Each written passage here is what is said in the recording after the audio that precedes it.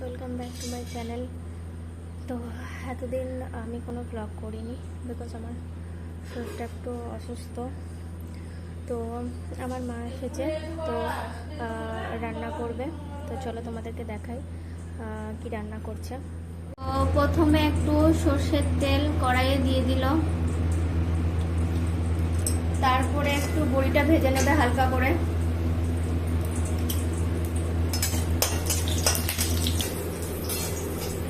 দেখো আমি তো আজ রান্না করতে পারছি না, মা সব রান্না করছে। এরপর বড়িগুলো তুলে নিচ্ছে, এরপর একটু ফোড়ন দিয়ে দিচ্ছে, এরপর ঢেঁড়স দিয়ে দিচ্ছে, এরপর আলু দিয়ে দিচ্ছে,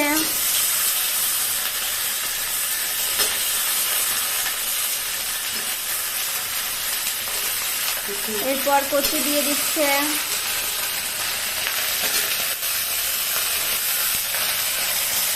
এরপর দেখো নাড়ছে একটু হালকা হালকা করে, এরপর একটু হলুদ দিয়ে দিচ্ছে,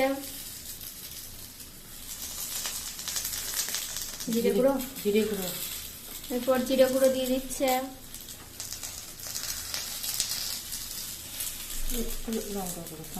একটু কাশ্মীরি মির্চ দিয়ে দিচ্ছে,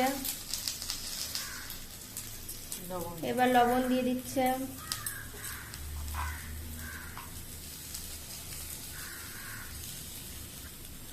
হালকা চিনি দিয়ে দিচ্ছে, জাস্ট অল্প মতন। এরপর ভালো করে নাড়তে হবে, এরপর টমেটো দিয়ে দিচ্ছে, এরপর একটু ঢাকা দেওয়া থাকবে, এরপর অল্প করে কাঁচা আম দিয়ে দিচ্ছি। হ্যাঁ,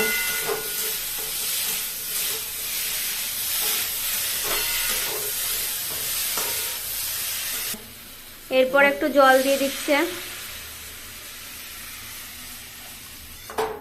এখন জল দিয়ে দিলাম, এখন সেদ্ধ করতে দেবো। সেদ্ধ করার পরে যখন সেদ্ধ হয়ে যাবে, নামাবার আগে একটু ভাজা মশলা দিয়ে একটু ফুটিয়ে নামিয়ে দেবো।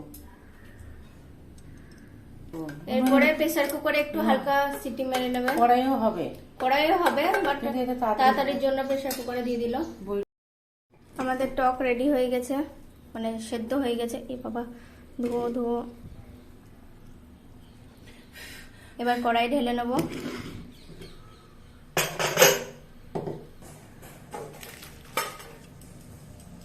আহা, কি সুন্দর সেন্ট।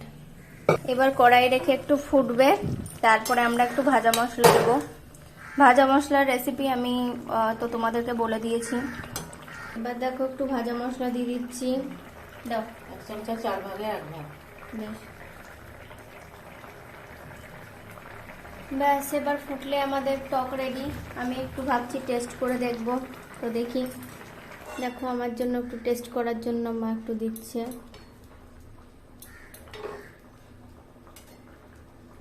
একটা বড়ি একটু ঝোল দাও মা।